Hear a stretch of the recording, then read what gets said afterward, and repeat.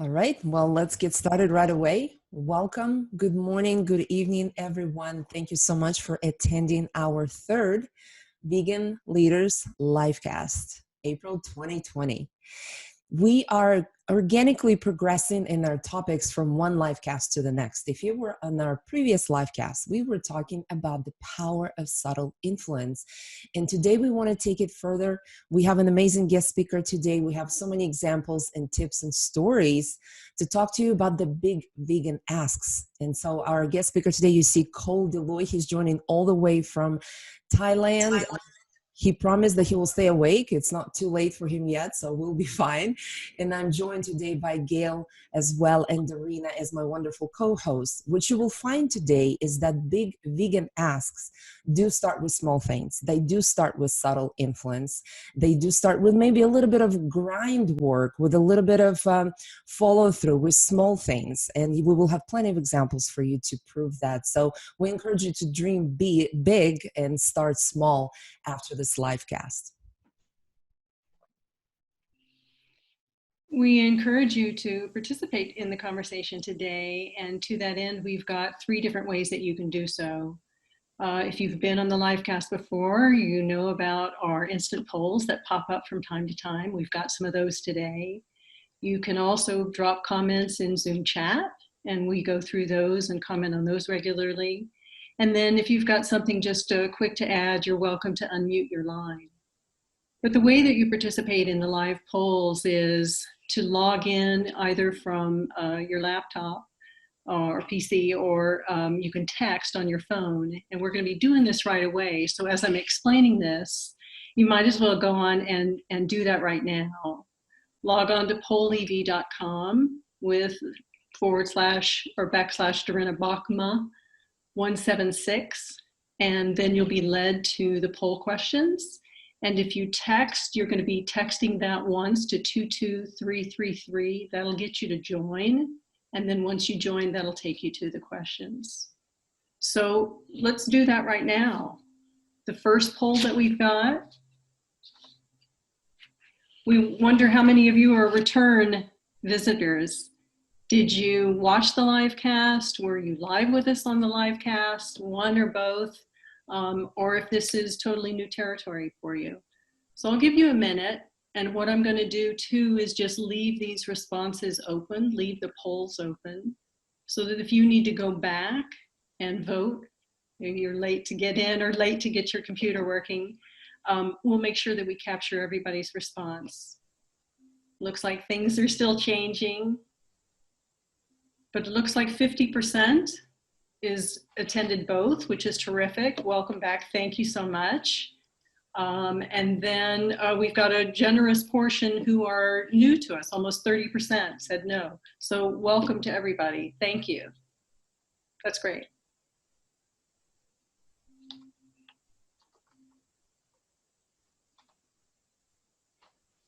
Good morning.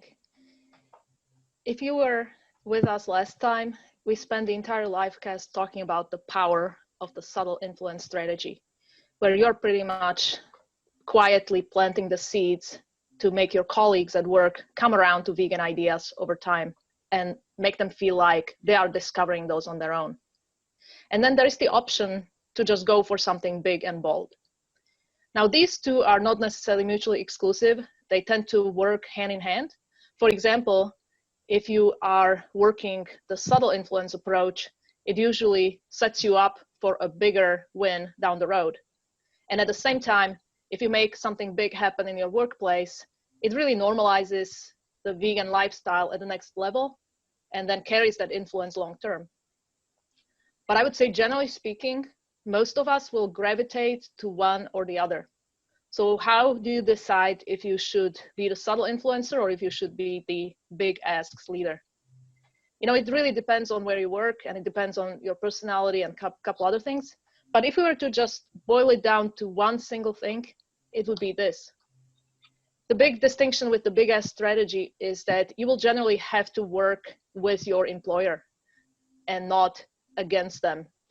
So if you just do not see yourself meeting with the vice presidents and heads of such and such committees, maybe better approach for you for now is to just focus on a subtle influence approach.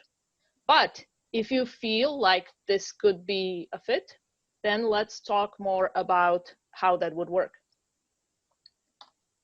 First of all, big asks as far as vegan initiatives in the corporate companies are absolutely possible. I really like this quote, and this quote really is so true about all the innovation that has happened throughout history, industrial and social innovation. It's pretty amazing when something happens, people wonder what all the fuss was about. And in fact, I would even say this could be even rephrased as, it always seems impossible until people start seriously talking about it. Now let's take a look at it differently. This second quote is a popular one with vegan activists. It's something that I think many of us have been encouraged and inspired by. The one thing I want to point out about this quote is this. If you are trying to push for a big vegan ask at work and somebody's challenging you and kind of debating you, that's a good thing. That's really a good thing because they're actually engaging in that serious conversation and you are so close to getting it done. When you look at this, you are pretty much 3 steps out of the way towards the win.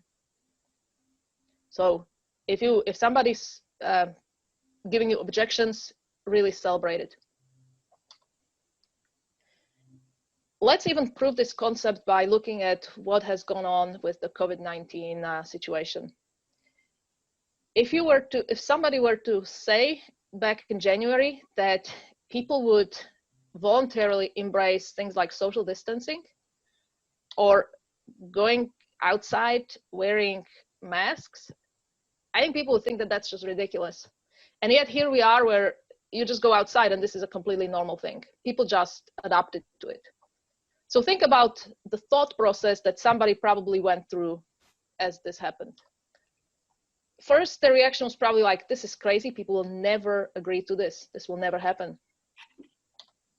And then as they see that other people are actually following these orders, there's kind of this aha moment in the head. And second, the person starts kind of rationalize that, oh, maybe there is kind of like a good thing behind this. And finally, they say, okay, I guess I'll get on board.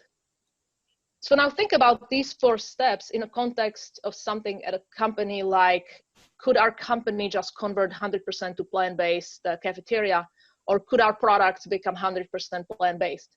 When you think about it, it would go through these exact same steps. And the path between this is crazy, this will never happen, to I guess why not, let's do it, it's not that complicated.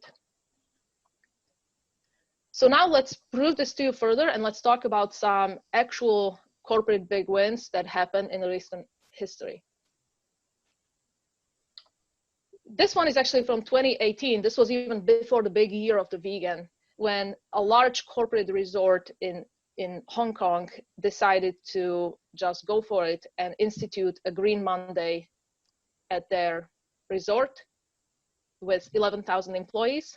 And all of a sudden, every Monday, they just only served vegan menu. This was a really cool story from that part of the world. Around the same time, 2 huge food service companies that serve cafeterias in corporations, hospitals, schools, all over, made a big initiative to expand plant-based options everywhere. 2 big companies in this business independently of each other. This one is recent. This one is actually just from the beginning of this year, where a big restaurant chain just decided to convert half of its menu to plant-based. This was a huge story too, when WeWork originally announced, made a big splash with its new policy to no longer reimburse for meat. And what's really cool, regardless of the fate of WeWork, there was recently another company, Igloo Regeneration, which announced the same exact thing.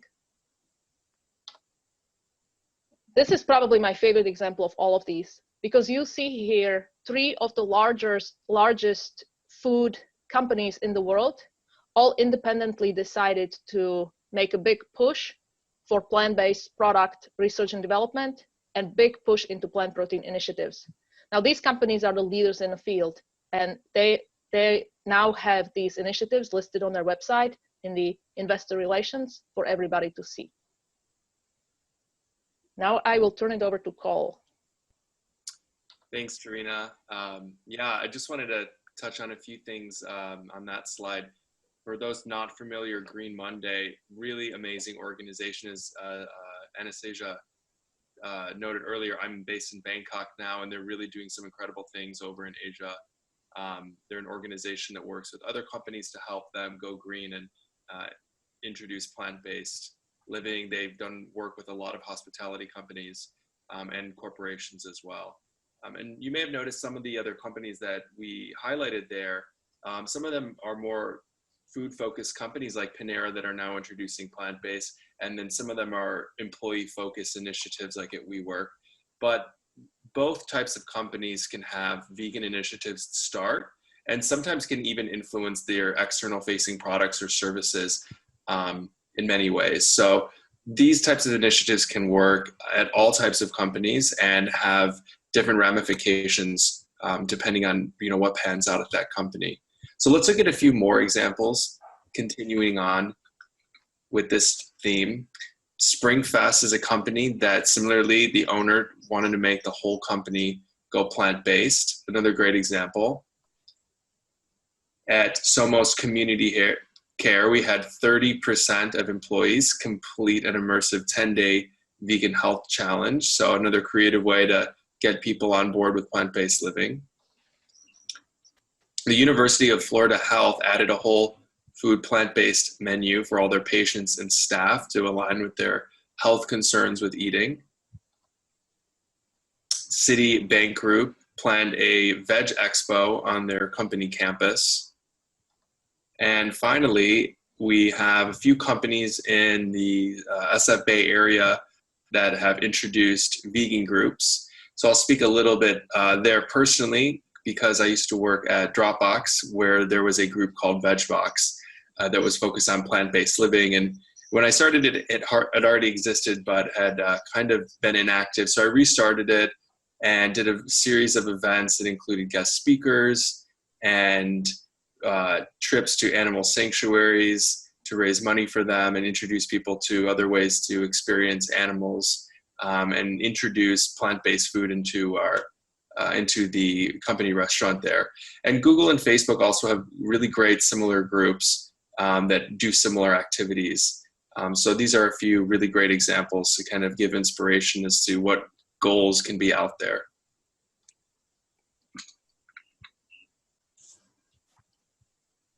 All right, so those are great examples. Thank you, Cole, for sharing this. What about our audience? Post in the chat. You can also come off mute. Are you aware of any success stories, some big plant-based initiatives at other companies? Feel free to share. I certainly always enjoy listening to Cole's story, what he did with the Veg Box.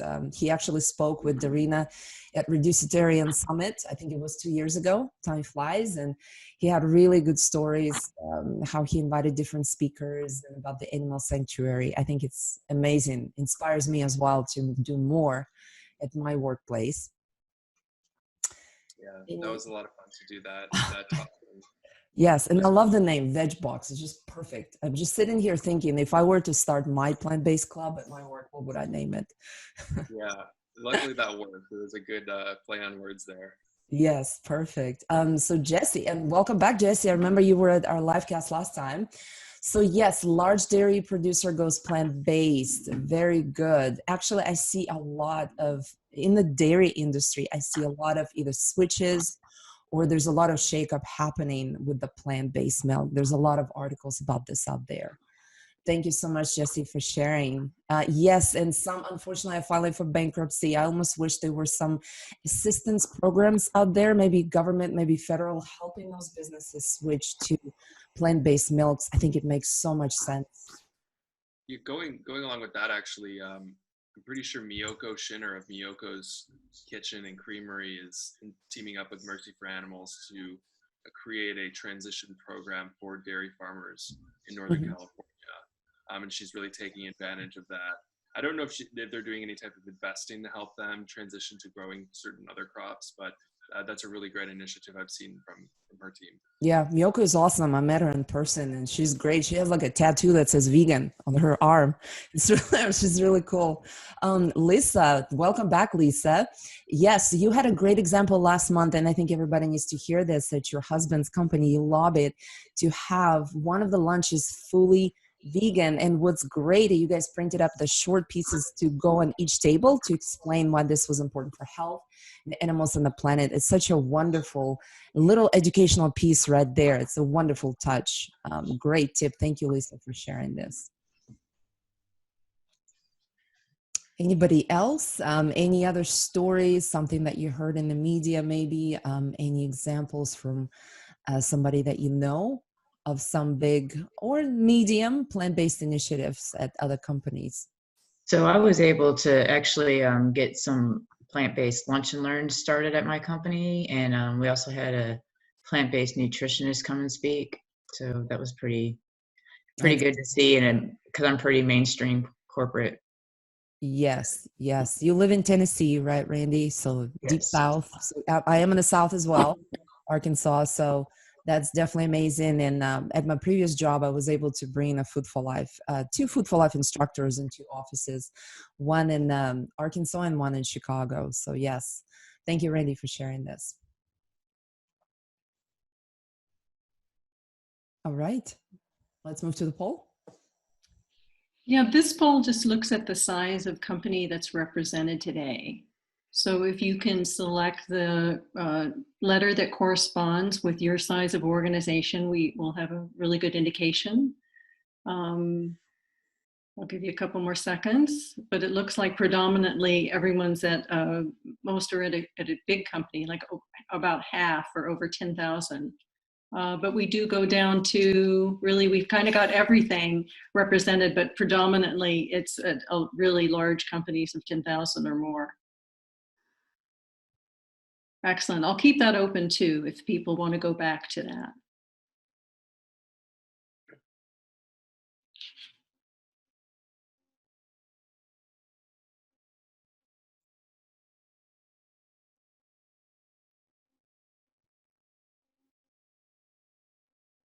Okay.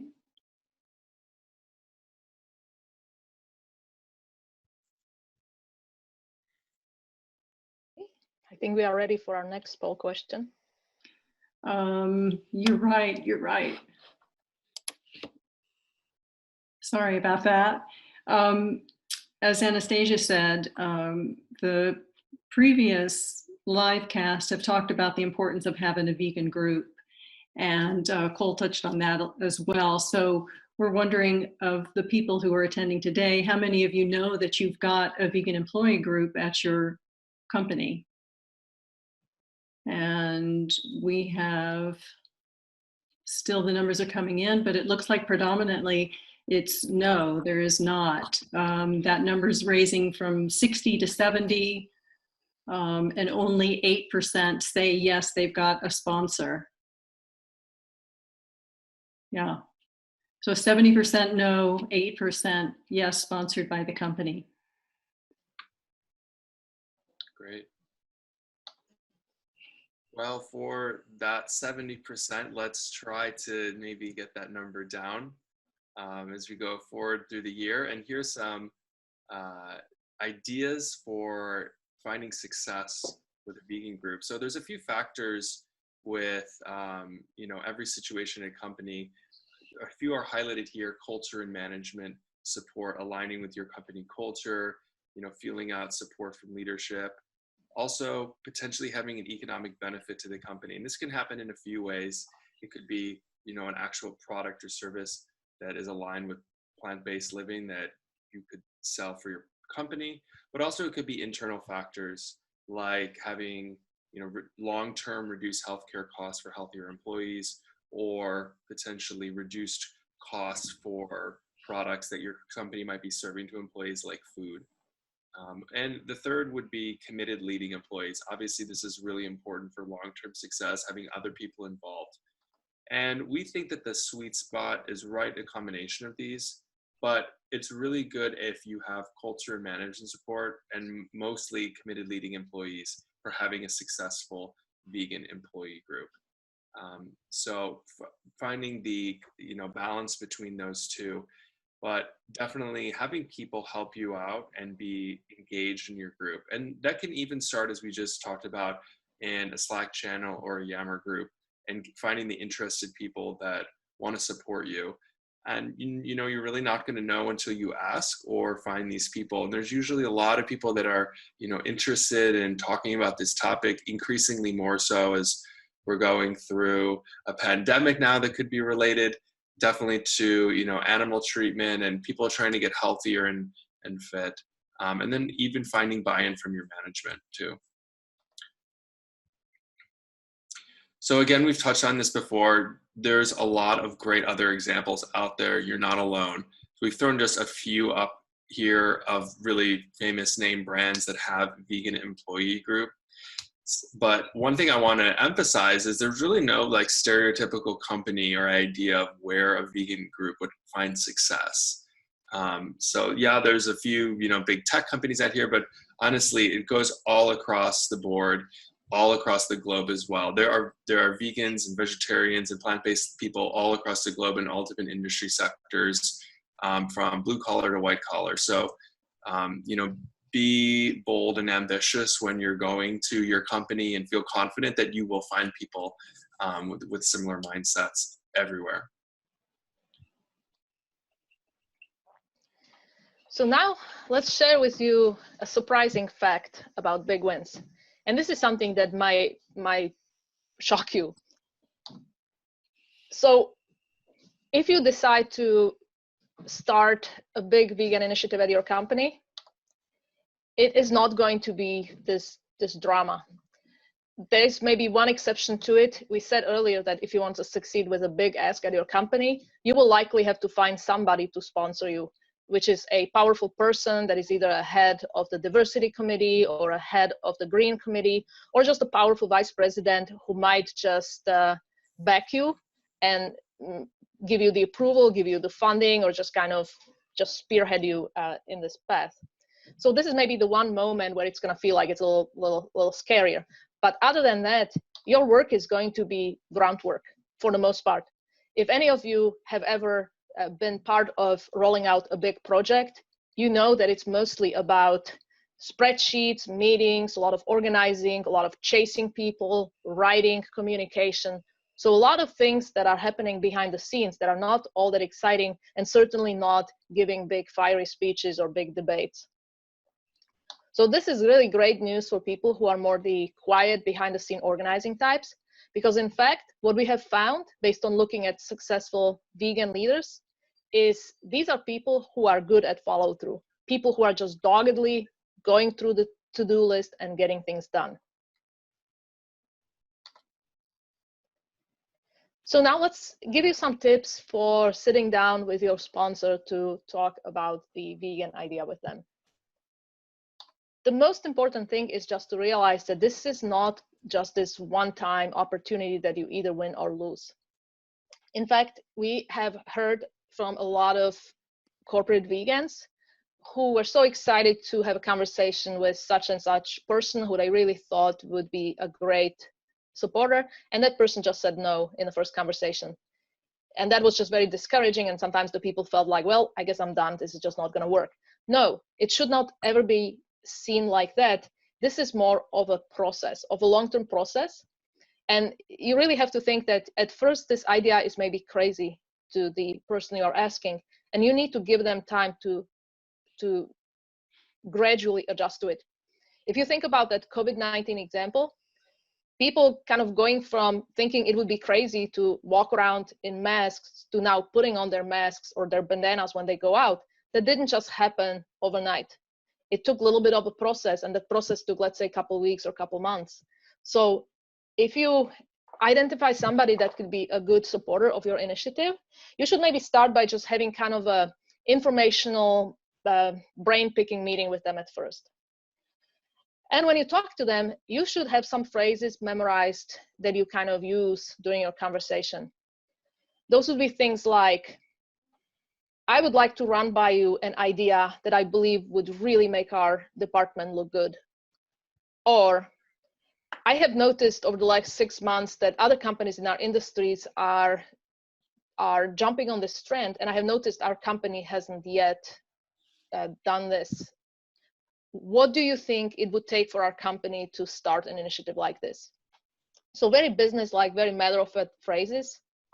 And one more thing to mention, as much as possible, do say that other companies are doing it, because to the other person, that's much more persuasive than trying to appeal to their moral compass.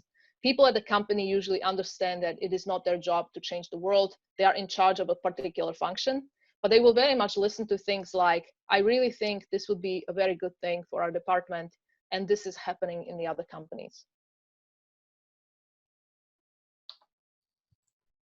This was great, Darina. Actually, I love getting those nuggets from you.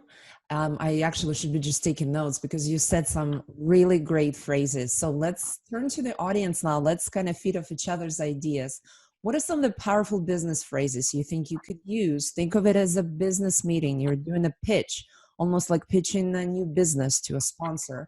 What are some of the powerful business ideas you could say when you meet with somebody to pitch a vegan idea at work? While you are thinking, we would really recommend that you memorize some of these phrases, because when you walk to this meeting, it's probably going to be a very intimidating experience. You're going to be nervous. And in that moment, it's very easy to forget what we were going to say. But if you have some of these phrases, these openers memorized and rehearsed, doesn't matter how nervous you are, they're already in your head, and you just walk in there and your opening is going to be smooth. That's definitely a very good point. Just like with any presentation, it's important to practice. I am personally a member of Toastmasters at my work. And I find that I keep working on my communication skills. And I think it's very important. And this needs to be treated just the same way. You are pitching a business idea. Like we talked earlier, you have to have an employer buy-in if you really want to take it further. So it is important to speak to them in their language, consider the audience, what is it that they're interested in, almost like what's in it for me, and you need to build your speech accordingly. So some of the powerful business phrases anybody would like to share. Okay, Jesse, the data supports X, or the data is there to support. Exactly. If you have some statistics, some data you can give to the employer, it makes your point so much more powerful. Then we have, let me scroll a little bit up. Carla is saying to bend the curve on healthcare costs. Exactly. That's a great angle to take. Every employer does worry about the costs of the healthcare of their employers getting sick, not being healthy, and doing skipping work because they're sick. Lisa is saying, I think it's important to point out that it ties to your mission, vision, and values, especially green initiatives have taken off at work. Absolutely. Again, this is where you need to study up a little bit. What is the strategy, the mission, the vision of your company, and tailor your message to that. I want Jackie, I want her company to come out as a leader in this movement. Oh, great. I love the word leader. I think it speaks a lot to whoever you're going to be conversing with. Come out as a leader in this movement that has a lot of momentum already. Very good. Emma, improve productivity by reducing absences due to sickness. Exactly. Bingo. How many days a week could they gain in a year? Exactly. It translates very easily into statistics and the days that the employees are not taking off work because they're sick. Yes, that's very good. Very businesslike. I love all these phrases. All right. Thank you for sharing. So now I want to share some tips for long-term success. And I really liked a lot of these ideas that we just talked about, with especially the tying with the mission and the values and the vision. Touching on my own experience, when I was working on VegBox, I created an internal web page that listed out the specific mission and goals in bullet points to make it very clear why this group existed and what the goals were. They were, to improve employee health, foster diversity and inclusion around dietary understanding, things like that. So if anyone asks me, always have your kind of elevator pitch ready. Why you're doing this, or what's the goal? Have that ready, have that thought out. So that is always great to be working towards that specific outcome. And it helps you become a better communicator about your goal. And I think it's always important to keep in mind that your specific outcome should be relevant to whatever your initiative initiative is in the workplace. We're going to talk about some other themes later, but always making sure that your, maybe personal mission maybe could have a different elevator pitch than what you're doing when you come to work and do your vegan group. Your main angle can differ, based on if you're trying to get a sponsor or a pitch or just working on the initiative itself. But just to go through some common themes, and I'll just kind of pepper in here some stories I have from my own experience to give you some ideas about what this could look like. Taking the standalone vegan angle, that's really what you're passionate about, and that's how you want to create the community around you. Just inviting vegans or people that want to get more, veganized in their life. That can be the main theme for your group. Sustainability is a really big one now, and it's a little easier to kind of nest veganism within. When I was at VegBox, I also helped launch the first sustainability week around Earth Day at Dropbox. There was a new sustainability group, but I met with them and we collaborated together, made Monday, Green Monday, plant-based, Meatless Monday, that's the thing I was trying to think of, and then had various other sustainability things throughout the week.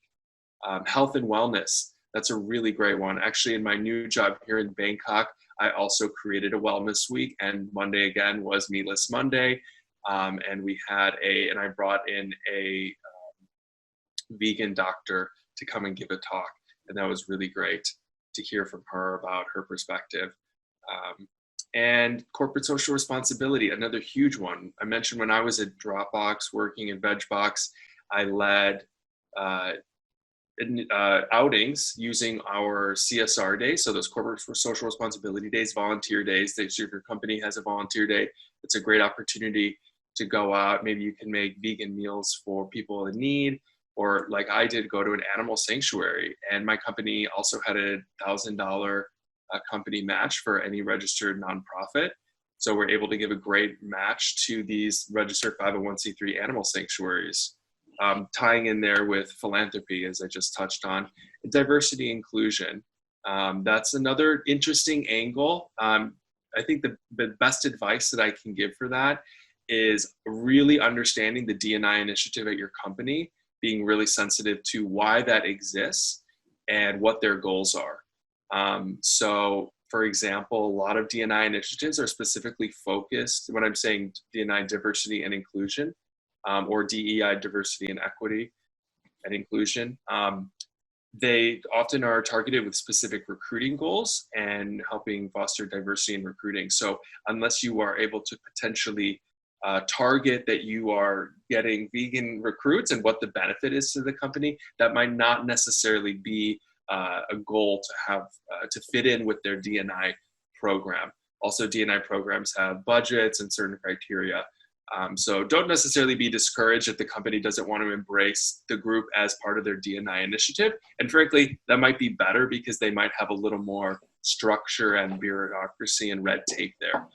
It's okay if your group might want to exist more on the special interest group or something like that. But there's also other ideas for fueling the themes of your group for long-term success, innovation and disruption, being really creative of why veganism, why now. It's we are recreating an entire industry of, meat or dairy or, whatever, to plant-based and moving towards and disrupting this whole industry.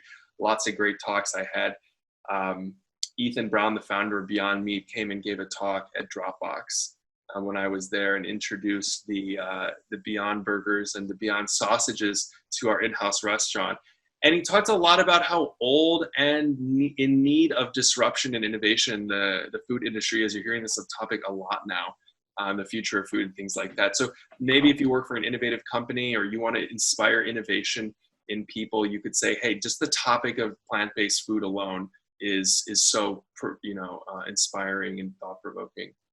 Animal rights is another one. That was something that was really, really important to me. I was very passionate about that and why I created VegBox.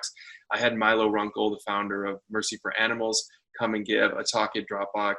I also had Gene Bauer, the founder of Farm Sanctuary, come and give a talk. I mean, these were incredible speakers, very moving. It was very nice for me to meet these people.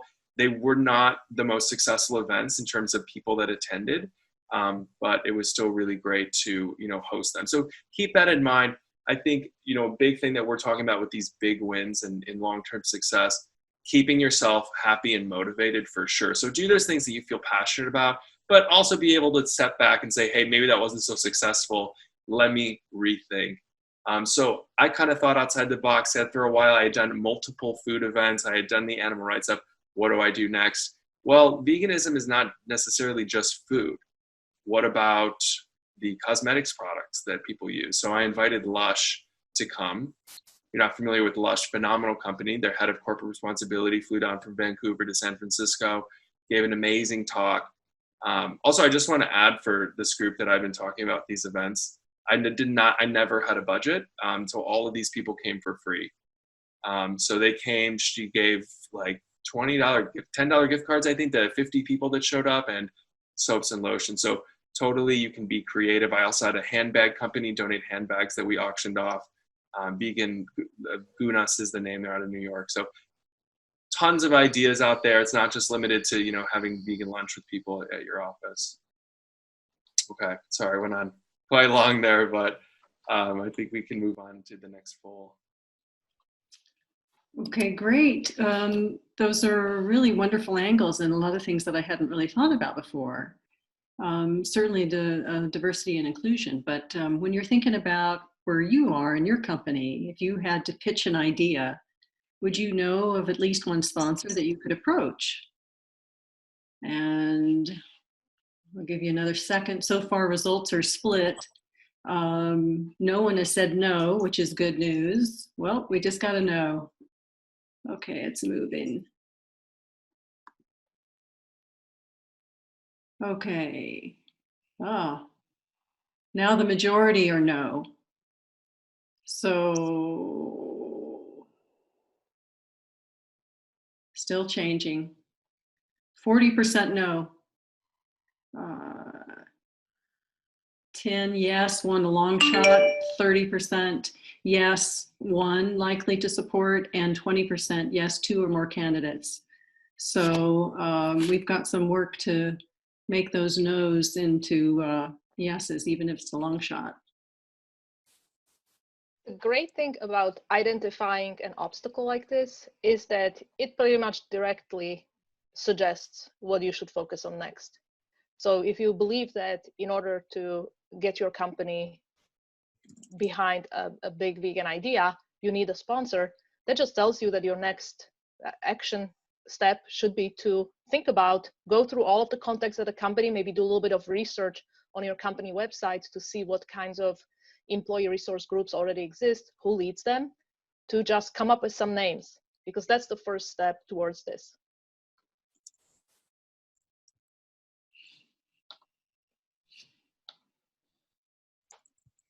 Great. So continuing on with some more tips for long-term success. I touched on this already when I was creating that, talked about creating that mission and values for VegBox. But definitely I kind of had a business plan running to a degree. At least I was mapping out monthly what my events were going to look like, stakeholders that I wanted to work with, whether that was the chefs in the in-house restaurant, working with the the CSR leads, corporate social responsibility, or the D&I team. Also working with the events team to make sure that my events were approved, the room could get set up, that I had the legal team or the compliance team or just the people team checking my speakers, making sure that everything was okay there. Dorina talked about this before, kind of these mundane tasks and things you gotta be doing throughout. Yeah, I guess they can be boring. It's kind of exciting too. You get to meet more people at your company, and you get to put on really cool events. Going along with the business plan, also tracking the attendance at each of your events, so you can quantify the success stories you're having. I can say I had 250 people attend my events in 2018. That's great. Honestly, if you go to other events at your company or D&I things, those are kind of some of the other types of groups that might have events like this. Sometimes they really struggle with attendance, and they even have a budget. So you don't necessarily hold yourself again to that. Be really creative and kind of create your own markers of what success means. Certainly creating that structure, like I said I'm going to do one event monthly. That might be a lot, honestly, for a lot of companies. Dropbox had a great culture of a lot of fun things going on. I don't think that's probably the norm for most companies. I think it's really hard to get people away from their desk, especially busy people. So quarterly events are fine. Even biannual, if you have a vegan potluck twice a year, phenomenal. I mean, that's more than not doing it. So that's a great success story. And we'd love to hear that if you end up doing it and sharing that with us. And again, picking that thing that you really enjoy, and finding the bold thing that really energizes you. Like I said, I picked things that I was really excited about, and also I was really hoping that people would find exciting as well. And be bold. I did not always have success. I tried inviting Biz Stone, the founder of Twitter, who's also a patron of Farm Sanctuary and was a vegan. I got pretty close. It didn't end up happening. I tried getting Prince Khalid, the Saudi sheikh, who is also a vegan, to come. I tried getting an NBA player to come. So again, you never know who's going to say yes or no. And these people did respond to me. So, be creative. Again, you don't need to have money to get people or events. And honestly, vegan companies love giving away free food. I got a ton of free food donated to do a pop-up shop where I gave out free vegan juices and snacks and chickpea pops. So say, hey, I'm going to do a pop-up one day for Earth Day or, Sustainability Week that I'm doing. Could you donate some food? A lot of people will do that because they want to introduce their products. And you can have a lot of fun with that. I mean, of course, you'll become the popular person at work. He gives away the free vegan food, and then you'll have the conversation of, I didn't know vegan food could taste like this. So, it's really, there's nothing better than getting free food at work. Well, maybe free money, but the next best thing. So, find those things that bring you enjoyment so that you stay motivated. Cole, I actually have a question for you. How did you go about writing the template to approach the NBA players and big business celebrities? Did you just sit down and write that email, or did you get help from, say, like the communications department? I did not get help from the communications department on writing those emails. I wrote them myself. And I can talk a little bit briefly just about how to go about something like that. How do you get, well, I found an NBA player. I found out that they were vegan, and I Googled their name, and it turned out that their mom actually was their manager. It's a young guy. He's not like a huge celebrity, but I think he's out of Oakland, and his mom was his manager. So I got his mom's email and emailed her. It wasn't like a big deal. Biz Stone, I had a friend who worked at Twitter and knew his assistant, and got it that way. So, be creative, be, respectful.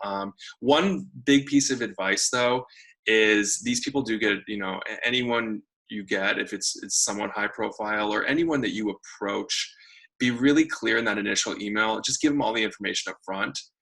Be clear and concise. Say pitch a date and see if they can come, or say, here's the dates I have in mind. It's better than just an open invitation. Be honest and upfront about what the size or state of your group or initiative is. Estimate audience size. Know if it can be promoted externally or not. These are all kind of things to go along with. But, again, I was surprised at people who was willing to come or not. But once you have one success, it starts to build. Like Miyoko was my first speaker, and she brought a bunch of cheese, and we did a vegan wine and cheese event. And then once I was able to say that Miyoko had come, then, Ethan Brown wanted to be in good company, and Milo Runkle had been there, and Gene Bauer had been there. So then I had, kind of a list of names that started building. And I said, hey, Biz Stone, don't you want to be on that list with these people? So that's the kind of like momentum that you want to have and build, and start making yourself kind of look cool. And then your company looks really cool too. And you have a reputation of putting on great events. That's fantastic. I really need to be taking notes, but I'm glad this is being recorded, Cole, because you're getting me inspired again to do some more at my work as well. Because in my work, I guess I talked enough to the cafeteria. They introduced outside restaurant that was serving plant-based foods, but I know I can do more. So this is super inspirational, and I hope participants are feeling the same. And before we get to the part of the discussion here, Cole, I do see a question in the chat. How did they get to come for free? What was the drawing factors? Just mainly that it's a Dropbox and being in a good company? Yes, I think that at Dropbox domain name goes a long way. If you work for a reputable company that's big, people that don't have a lot of these experiences going to corporate things, it is kind of new, which is why I think this group is so interesting. That they're always looking for an audience, and even like I said, product. Companies giving away product. You have a captive audience inside of a building, which is a company. Of people that can come and listen. So I can give like an example, like Miyoko lived, she lives in, north of San Francisco. So that wasn't as big of a deal. Milo Runkle was on a book tour. So he went to Google and Facebook. So that was like, he was promoting his book. That would have made more sense. The one person that I tried getting was the Omnivore's Dilemma. What's his name? Michael Pollan. Michael Pollan. Pollan, thank you. Michael Pollan over in Berkeley, and I had to work through, I was communicating with his agent. He wanted $60,000 for a speaking fee. So I had to say, I'm sorry, I don't have that money. Dropbox also actually had a policy that they would not pay any external speakers. And some companies do that, so it doesn't look like they are, having, weird opinions with certain people. We also had like Chuck Schumer come to Dropbox, so we weren't going to pay Chuck Schumer. But that was really cool to hear him speak. So there might be a policy that you can't even pay people regardless. So I had to tell people. A few of them asked, at like Gene Bauer and Milo. I think they asked for flight and hotel, and I said, I'm sorry, I can't pay, but they still came anyways. So of course I wanted to support them, but also would want to do a cool event. So that's great. Be bold. I like what you said. Be bold. So please post in the chat. You can also come off mute. What piece of advice from today impacted you the most? I can tell you that it was definitely Cole emailing the mom of an NBA player. It's great that it's really networking. It's really knowing this person who knows this person and knows this person. And those celebrities are out there. They are also looking for the audience. They are willing to speak to corporate audience. Like Cole said, this is a little bit of an untapped market for a lot of those people. Let's see what we have in the chat. So Nina is saying we need to continue this event initiatives through planning virtual and digital. Yes, I agree. A lot of those things need to be on a virtual platform right now. It might attract even more attendees. That's exactly what we were covering in our last newsletter, is that work doesn't stop just because we're all stuck at home. We can do a lot of things virtually. Look at us. We're all on Zoom right now. And yes, immune system, everybody's afraid to get sick right now. This is a great angle to take. Everybody's suddenly worried about their health, what they need to eat to stay healthy. And Lisa is saying I would encourage people to check out Default Veg. Oh, that's interesting. I haven't heard of Default Veg. I have a great concept for flipping the default, where veg food is the default. That's very interesting. Looks like they work with different institutions and academic departments. Very good. So it's some kind of organization that actually works with other organizations. You're not taking away the meat from people who need it, but you're just making the plant-based option way more relevant and available. Very good. That's great resource, Lisa. You always have such great tips. Thank you so much. And Jackie said, I plan to create a Microsoft Teams group with the inactive vegan. Oh, great. So there's, just like Cole was saying, the veg box was kind of inactive when he first started at the Dropbox, looks like. And Jesse, I think you said you have some inactive vegan group at your university. Jackie has a similar situation. There's an active vegan group at the company. So there's something you can start with as a, and kind of reinvigorate, give it a different kind of new mission and vision. So yes, there's a lot of things. I know at work, I was just sitting here thinking, we have a brown bag lunch group at my work. We met a couple of times. It's kind of, it's not very active, and I have been approached a couple of times to start a Slack channel and things like that. And I've just been so busy. But I'm just sitting here thinking, I do have a little bit something that I can also start with and kind of reinvigorate that too. So anybody else wants to share from today's presentation? It was just chock full of different ideas. And Cole gave us great ideas here as well. Anybody wants to share? And also feel free to come off mute as well if you want to speak. So one thing that I've found interesting that kind of helped me a lot is, just, not necessarily, like kind of having an idea and then working to that idea. So for me, I didn't really know like how I was going to do, like I really wanted to bring veganism to my workplace, but I didn't really know how I was going to do that. And then where I work, we have a lot of lunch and learn. So I kind of had an idea. It's like, well, I could have a vegan lunch and learn, and kind of let people know about the health benefits, because people are always more worried about their health, health benefits of, eating a vegan food.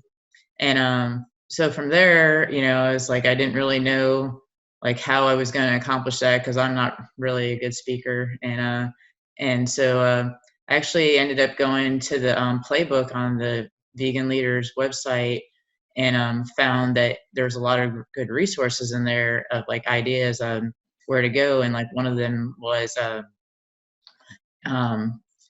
it was to contact PCRM. So I contacted PCRM and they connected me with a Food for Life instructor who's actually done about 5 presentations at my company. And they also helped me get in contact with a vegan nutritionist. So we've had a bunch of lunch and learns that have been really successful at my company, just all based on just contacting PCRM. So that's a great segue into a great topic here, Randy. Thank you so much. And I see that Rena already pulled it up.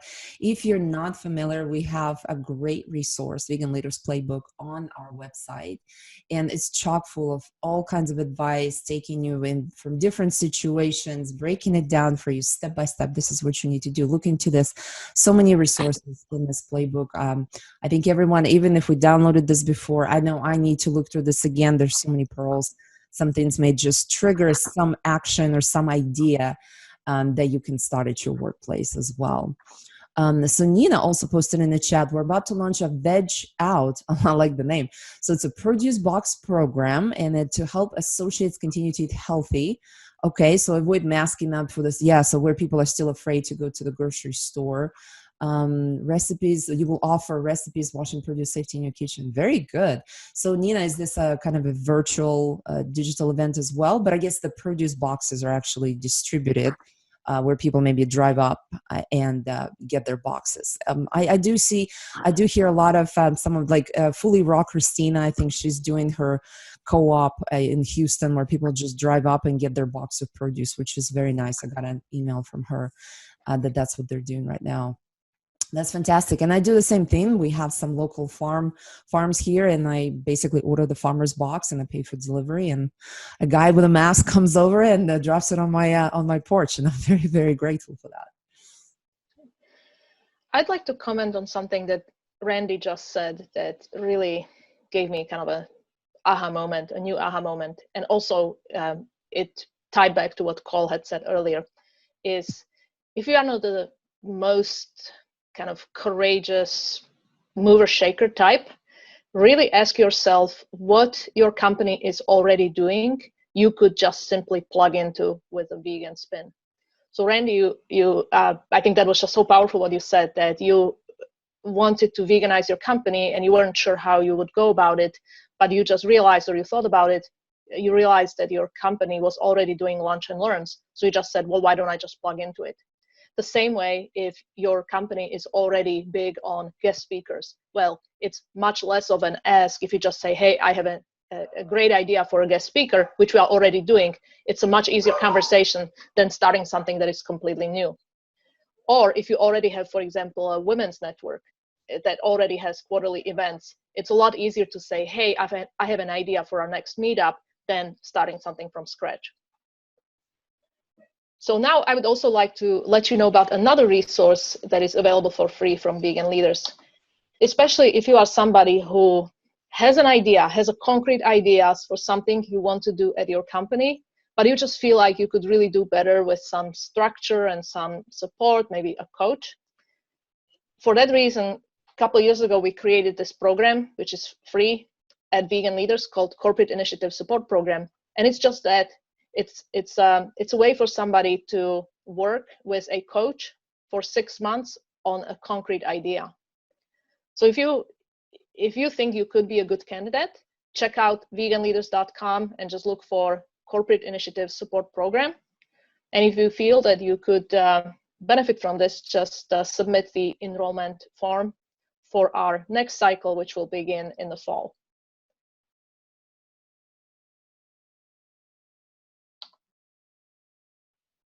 So with that, hope you got some great ideas from today. We like to keep these live casts bite-sized and kind of leave you with just enough to digest. We already have some topics lined up for the next couple live casts. The live casts are always going to be held on the last Saturday of each month. For next month, that's going to fall on May 30th. And big surprise, we want to pick a topic that is very timely, but we are going to put our typical spin on it to just really kind of break down what lessons learned coronavirus gave us specifically for the Vegan Leaders audience.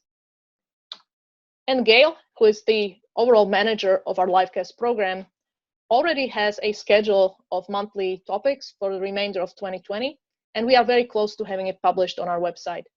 So I believe that if you go there next week or so on veganleaders.com events livecast, you should actually see the list of our upcoming topics.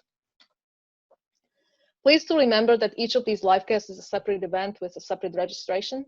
So if you, for example, are interested to join us for each of them, you do have to register for each single event.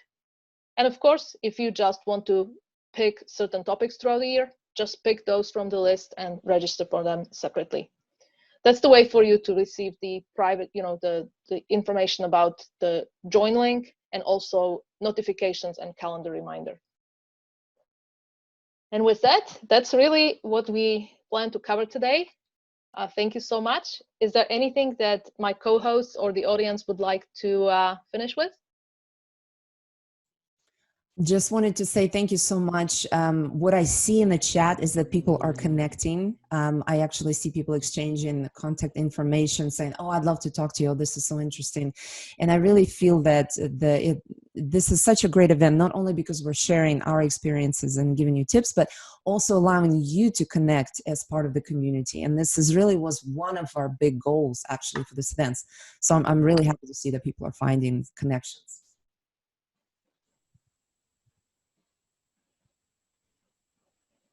Oh yeah, good chat. Good point, Lisa. If people could put their last names when they sign in, so you can find them on LinkedIn. And otherwise, yeah, that's a great idea.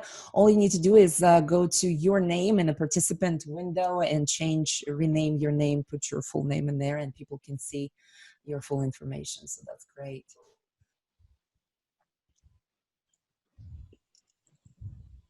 Thank you, Jesse. Yeah, we so much appreciate you being on the sessions. We really enjoy having you in our live cast. You're on every one of those. And last time you said that you, when we were talking about projecting the image of a vegan, you were saying that you dress hip and have a nice haircut. I remember that joke. That was great.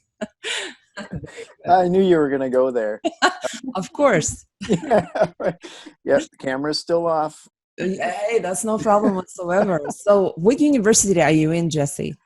Oregon State University. Okay. And yeah, I would think Oregon is, not to stereotype anybody, but there's probably more vegans, actually more interested in plant-based.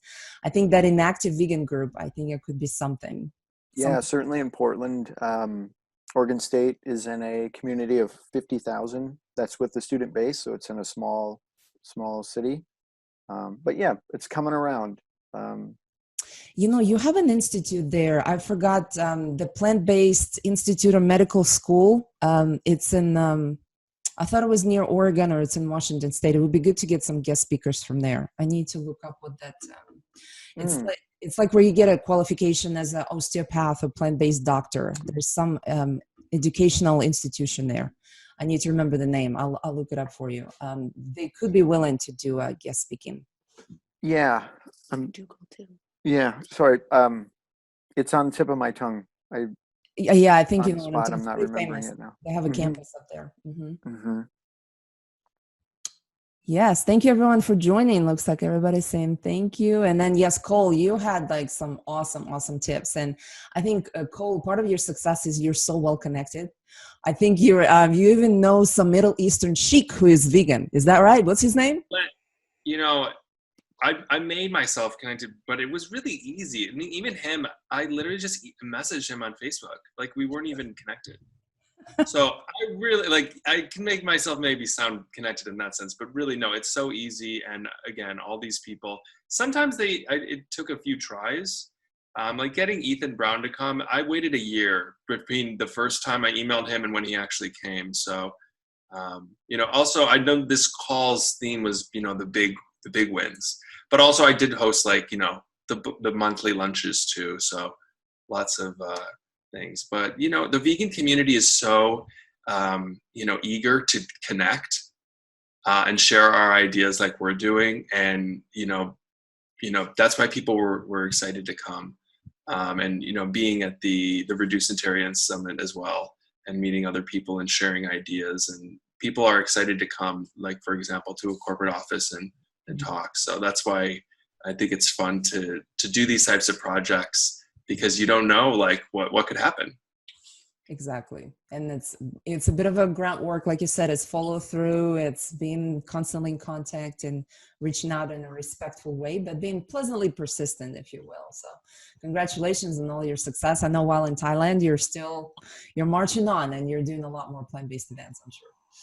Yeah, and I know people are sharing right now their locations in the chat. It looks like everyone's mostly in the U.S., but at least I can just say to everyone, because I know we're all passionate about this topic. It really is global, and there are so many cultures outside of the U.S. that are a lot more plant-based or veg-friendly, and it's really great still seeing all types of people.